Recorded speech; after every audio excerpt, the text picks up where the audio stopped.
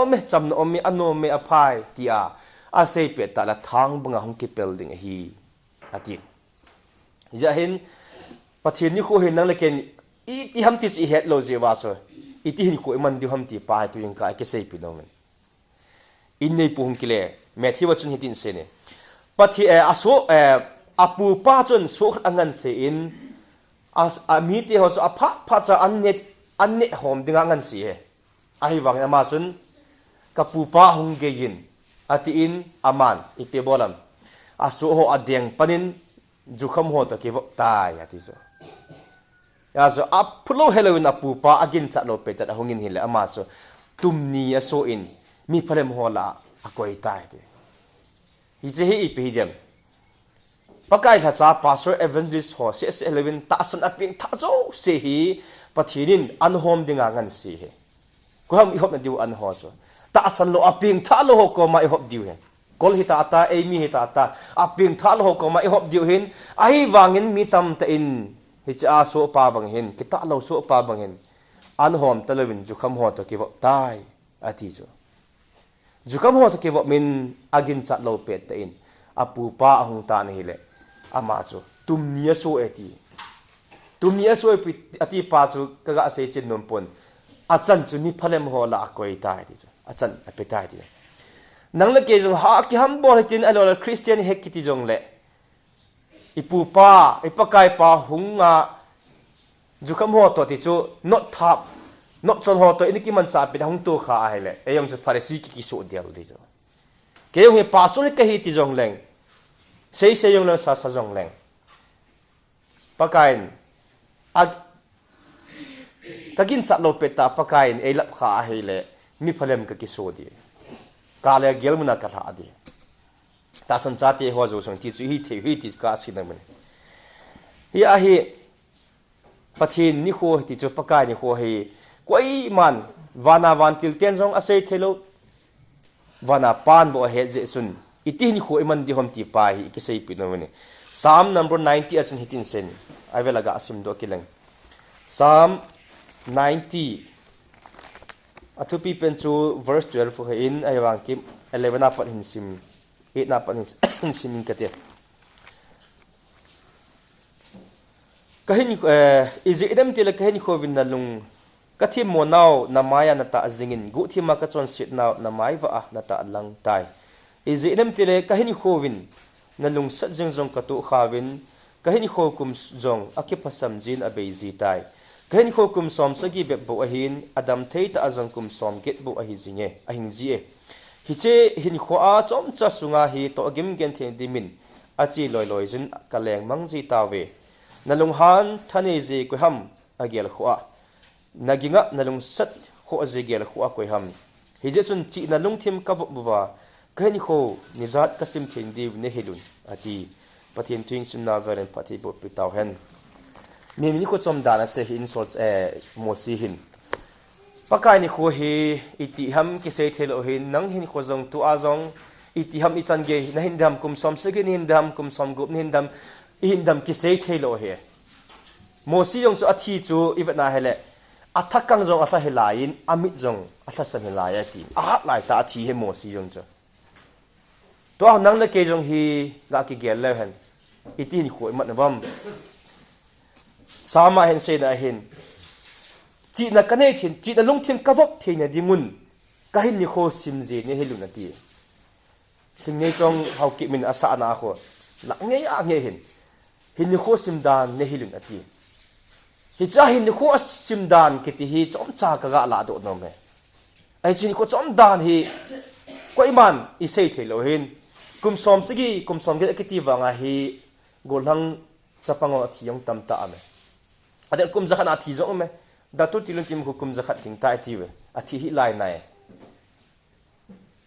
hi jong le koi man hi chi a he ka thi ding hi ti koi man ki het po we hi achun mo si hin hi che la hi azi na he chi na kanai thin dingun hin ni kho sim dan ne hilun ati pai ka asai nam ale tuni hi keding a he kum som li kal hin nei tan ban te kum som li khat kal hin din ti asim di ham ala kum som nga lengo jong kum som ngal khat kum som ngal ta na sim ki pa kham a hi poe hin ni kho sim dan ti chu pakai song chun hin ni kho sim mai thein te isei ma bang chun tujing ka tuni apan hai pakai su Christian he su thla hung ki pan Easter Sunday cross a gala zo a lopi ta thana thodo kit ka adanga khamau he su tai tai hin khu mana chi chi jing he a khon ni tidam gas mani a ataw de de a chu a ultisan valewe koi ji ham ho ngai lu ji chu amani khu alam zo chun si a herod johnson ka tha de ti chu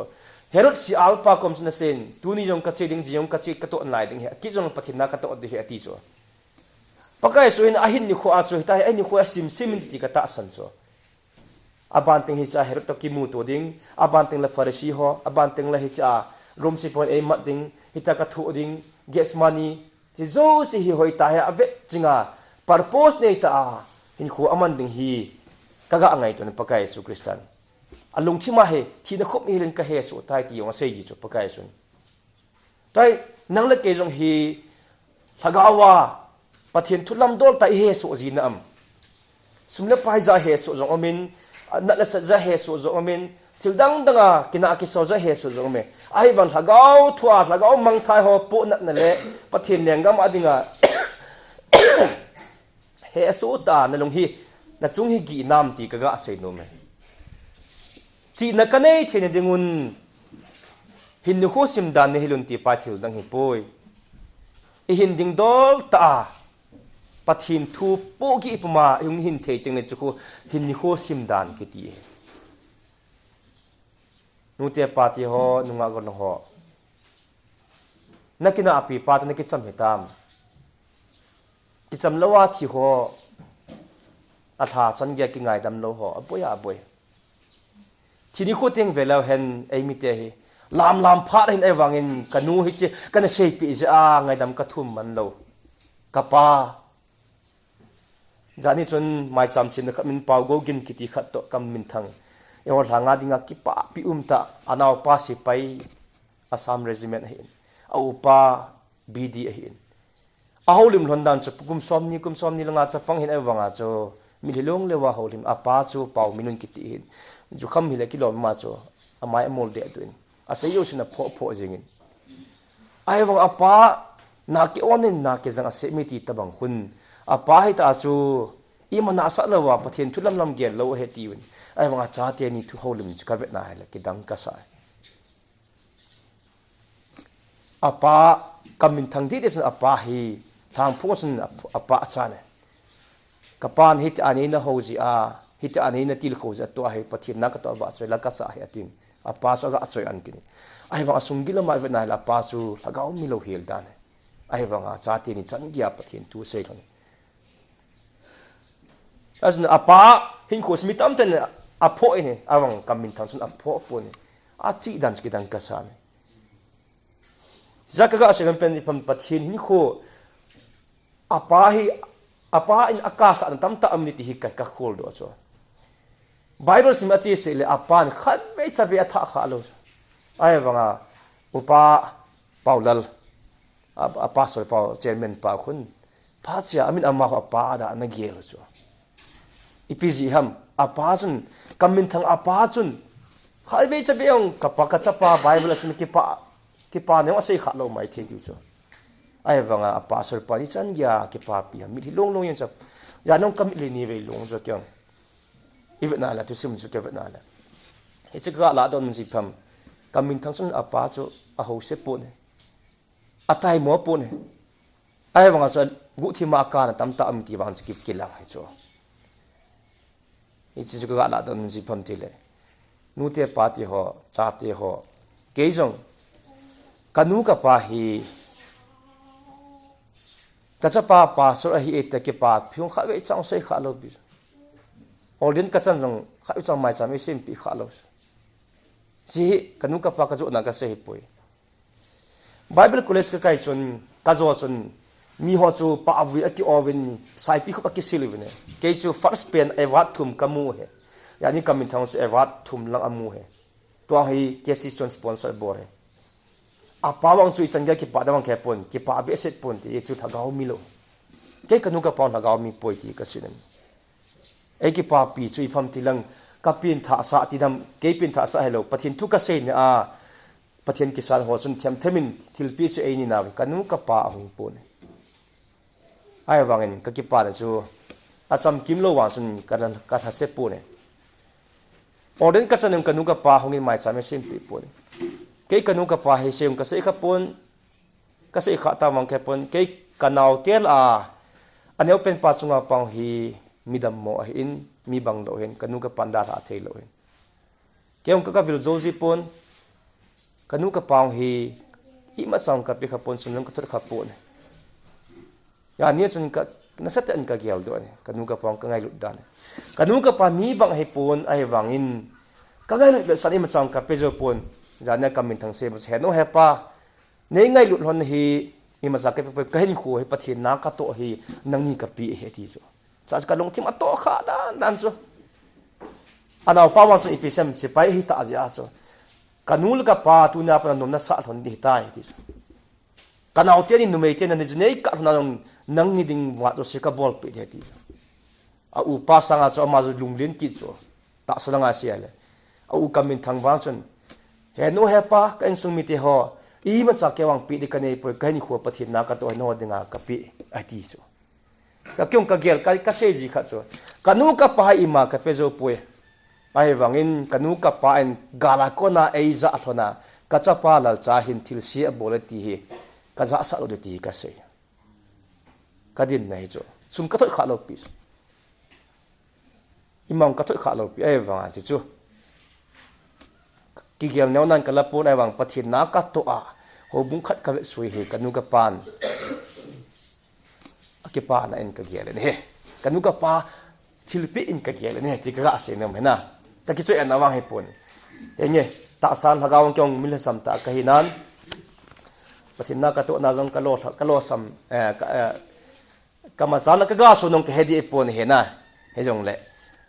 ka lo thin hi jong le thiam thema ka ki ham bol na hi pathin na ka to nan ka gelin ka hin ni ko sim dan khan ka ki gel hin ni ko sim dan hiya chun kamin thangin apa atai mo poi ti pa chu ka ki pa pi dan chu a holim zo sin apa tai mo ja ni chu to ta bang ta ba ye hin ipa te hi sam le jong la tai mo lo ding he ti ka se dem cha te ho tun jong na pa nuwa gol ho ka til kho nom na chu na pa hi chan gya ha nam la sam ke wang ka ha poi na ho sit na khat na nu kha ve na ho sit nam ngai dam thum kha he nam akoi ko hi jong le hin khu sim dan ne hirin ti pa he ti na kiti he chi na kinai the chi sim the ting le lekha BA mega sim khu chi na he poi million lairik he ba lai su khang da badi lekha sang ta sim jong lang ki ching the he ti pa ka asai nam itham a boarding door cha ki bol kha a asai ding door cha ki sei kha ki mi ching he ti ka asai nam yasun tujin ka asai nam pen to so hin ni kho sim dan ne hilun chi na ka nei thenun tin zana na kina api nu na kina api pa na ki cham hinam pathin lung sin ke kong pen tha apanin koi ma sa to kina poi ti na wang he pon kalung thim hen ka ngai dam lo kha cham poi ongei moi ho ho jong ka ngai dam me tun thi jong leng ka ha dam de ai nang ko ma ka se dom ji pam ti le na ngai na bol se pa su na ngai dam hinam na sei se pa na ngai dam hinam apolanga ki salam to asung nga ki pe to ki ti hi Christian te chon dan hi poi kewang hindan ka thim pon ai wan ka thep pen chi ngai dam hi ka thimin ke thep na hello na thagau thinga kadim pha chun pathin ei pan pi ka pin tha konin I ta bunga ka kina api jong le kalung thim jong sung ki la kon ka ngai dam ya hin ni kho sim dan ne hilin ti thidang hi che paung jawi ki ka asin na apolanga ke salam tu a apolanga tu pa pa se provamin se ko migilo sun apolanga nal hiu even tu sun asung alung sungwang than ta bang adim se ti jo hi chu label sana aki tum jol sana ak sana kala la ki loi ta bang he ti jo asung sun the ta sagi che nge ti jo prova kon bungu ma kon the ta sagi ja ejun asunga pa su le khu na dinga sun ama ni psm tile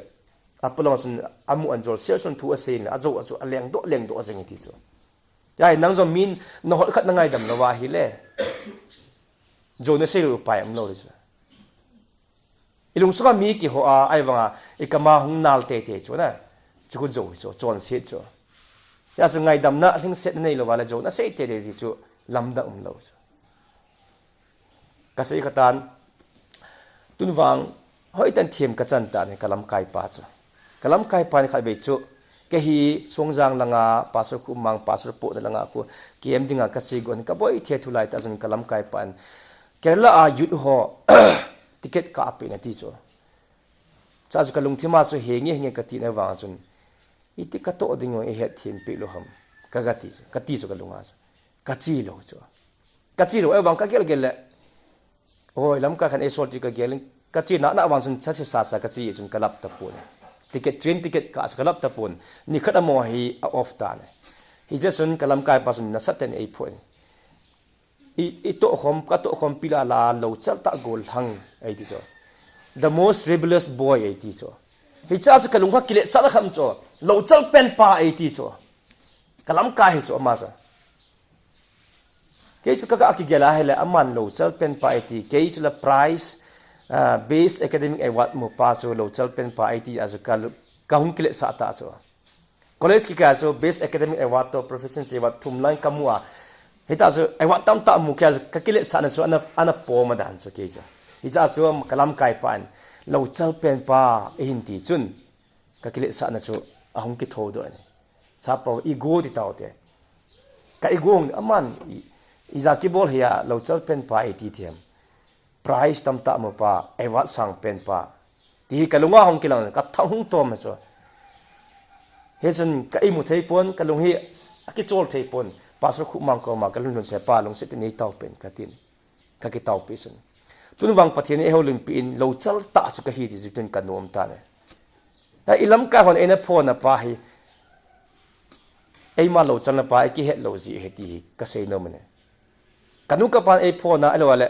nu na pan na phona ilam kain na phona kha chu na lo chal chi hi ti chu na ki gel do the ta ka se na boy dis as ke no ka lo chal chi ti tuin na satan kanomen ilam kai thunoi le inui pai chunga mi thunoi anyam heu cha kiti ka wala pham poiti ka chi pi khane hi che satin ta bain ni sa sa dala satin ei khu in gozu in ei hui ilam kai thunoi ya inui pa thunoi nem heu cha kiti hi ei dinga bo wang pha ne wang silim cham loi kanu wang chen kanu ka pa thu ka ngai chen kana wang se ti cho wang na wang se poi ka ti nom cho anu le pa sei ngai chu ana lo ape ako he tin an tuin ka sinom pen ta ji pom ti le hin ko chom cha ji nga na thi ding ke sei thelo hin ngai dam lo mi thi san khum kha na te ti pai ka sei nom hi chi ngai dam na za lo christian ko di ta ke mang thei loi zo su pot jeng de sim thu hilanga mai hoi ta akinu a sunglanga monde du chu theilo yasun pathi na to je thil dang hi poi khal khat ti ngai dam thing sel digiti zo iselo ding ka ti he na second Corinthians bunga asi pikisem tele no la wa ki da ta khat akizai ti so na la wa ipiham tele aji apaji alupi khaim ti so hi chu chon sila lung heading ta sagin kile sa nan la ve ti so that mom dan so Corinthians mi te so lagaw mi ti ki sei so evanga na la wa chidang nam dong hola ki za khalo jong na la wa ki zai ti so aji apaji lupi I mean evan hi chu kisi na ane du ham katile kile sa nan ne zo ve ti so ji hola ometi ne hi di pon ila wa jong itiham tingai dam no om lo wa hele che pa chu iti chup chup wa tingai dam duty ka sei no mane abani ga se kile han hi je chun chi na lung thim ka wa kai ni kho ni zat kasim thendi win ne hilun ti pai ating le abana chun chang ku na chun chang ki chun ka thi mo naw na maya na ta azingin gu thi ma ka chon si naw na mai wa na ta lang tai ati even na hele sport khu even na hele hen khu na bol khu tham kha hele li free pa khon amu la wa le ki ma cha boi lo cho ki pe pe eng the cho awa amu ala an mu na le ini la hele li free pa khon det kat ai pi the cho ama khu na am cho ai wang chiwang chu thagau hin khu awang ti ting le nanu na pa sor pa an mu hi jong le pathi ne wang pha sen referee in na mu jinge Peter chun Jesu ka pa po ti cho mila am phana cho ka pa hi be ti cho ewanga a chang khun phana cho gel do cho a ki hele Jesu an ve pe ta ki to cho cha cho ka ma ki si cho alung he cho nang la kyang tu ni hin pastor pa ke man ipina bolam ka hepon ipina gelam ka hepoye ayong pathin na he le free hunging nam thagawa a cha hung khung nam ti pa ka sei no man ke miem ka hin kana samin ai wan ken ka so pha zo lo pathin thagaw na so pan ita mai khonem e tu jena ka khol thei po ne ka ching zo po ne pathin kel ngoi ching khana e ngan si jong le ita bang na ne am ita bang na bolam ti ken ka khol thei po ne ai wangin thagawa dinga a cha hung khong jing nam ti pa ka sei na man ai ju ka thim mo na maya ki ta lang jing e ti pathinin gu thi mai bol jong hi ima ama mai lang ta ki ta lang jing he ti hi pa he igel he sa jama gel do ki ti ka sei na man nangin chu na ne chu na bole ti pa su ke kin jong hi poi a lagaw thingin pha chi a nei po hin ai po hi nam ine edon pa chu ki chi nam ta san cha khat na hi na ka hi na sei na nie pa chu ki tu nam ai chu ka thi mo naw na mayan ta jingin gu thi ma ka chon si naw na mai wa an ta lang tai di wa noi chon da na wang chun min ei mu lo pu le jong sei the hi ne ong ne the hi gu thi mau ne the hi a hi wangin thagaw lama wang chu chi thei lo chul nam the poi thagaw lama ti pai iki sei pi na ai chu ko chom cha hi ka ti no me na ikitai mo na ka sei poi so teng la ki lang la khaw the mi min ko ya chun mi kha chu tu sim sei la chun da tur sai kain kel ngoi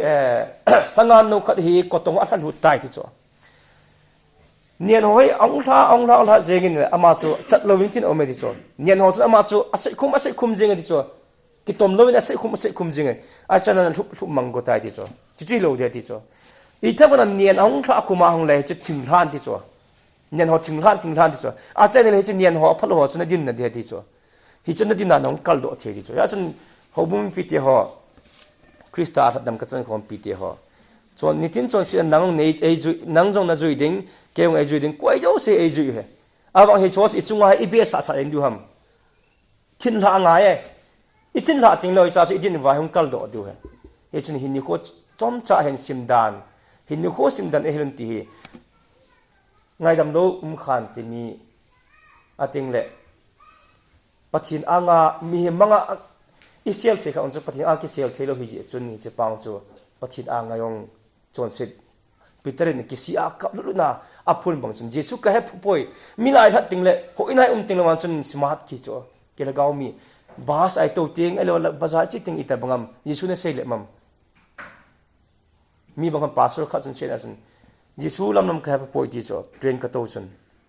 mi ka khet jing he ti cho hi chu hi I kham ki thei cho kha ve le hi chun ho ina se lan ho ina ting thagaw mi bangin pa ma ting thagaw mi tin football pe ai chi ting jong le alo le bazara ai chi ting jong le gari to ting le bon ken Christian hin chu hi jeng te Peter banga mi ki sa phana Jesu ka he poi ti pa si lo din is a chang khong ding hi in na lung lai gila thagaw lama a cha referee hung kin ting le ki si te alo thi san khum khana te ngai dam lo in thi san khum khan te nui pa jong tun wang thi jong leng ka ngai dam lel khat cha am poi ti chu hi theute chu te le hin ko man tam dan hi ko chom dan aman lu dan cho eki pa pi theu ti ka sei no mane tu jing ka pathin toy khulum na pathin avel bon kan pathi bo pe ta hen amen